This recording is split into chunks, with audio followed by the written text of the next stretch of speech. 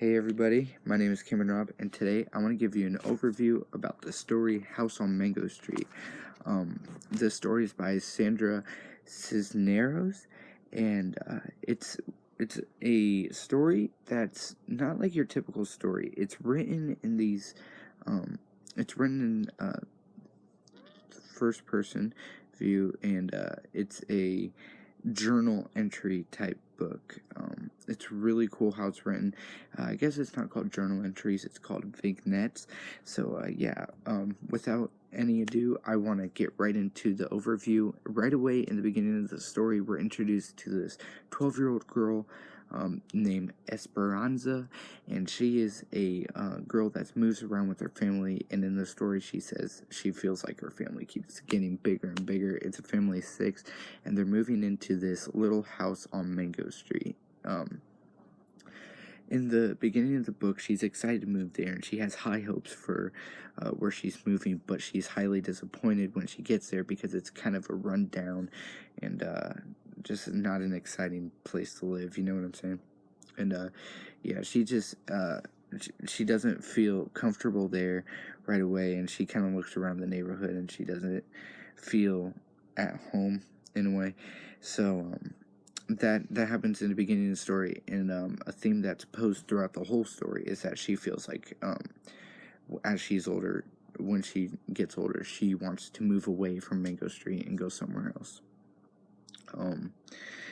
In the story, she meets 2 girls, Lucy and Rachel, who become friends instantly with her, and they do stuff together and whatnot.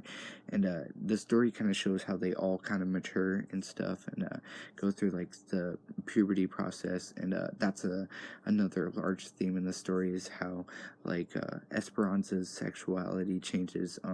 In the story, this lady gives them um, these heels, and they kind of go up and down the street, kind of like showing off their legs and stuff. And we see in the story that Esperanza now enjoys it when guys look at her while she's dancing, and she has like dreams about him and stuff like that. And she even gets a crush on a guy in the story, and stuff like that. And then while she's on her first job, there's like this older guy who kisses her and stuff. And it's really interesting to see how she deals with all that in the story.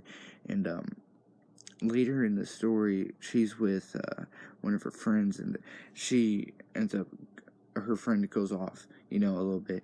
And while she does, she's sexually assaulted by a group of boys. And that really took a turn in the story, because she used boys as like an outlet, as like a little happiness, I guess you can say, besides the fact of her writing, because she really did use that as well as like a therapy session or whatever. And she in the story, when she's assaulted, she's kind of horrified by the men, because like I said, she used the boys as like a little therapy. She loved thinking about boys. And her father, her abusive father, was one of those things in the story where she could like turn off when she thought positively about boys, because she thought not every guy was like that. But when she was assaulted, she kind of questioned it a little bit.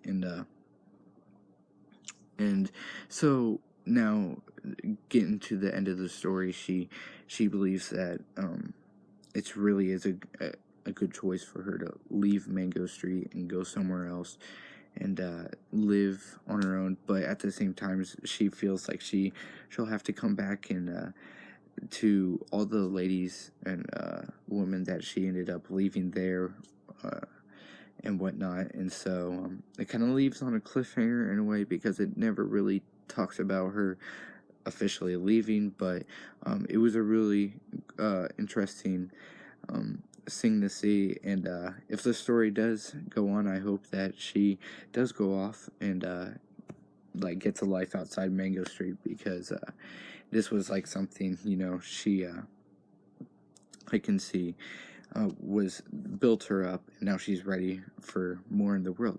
So, guys, thanks for watching. That's what I thought of The House on Mango Street. Um, it was a great book, and if you've read it, I hope you enjoyed it as well. And if you haven't, I hope that you can enjoy it more now. So yeah, see you later.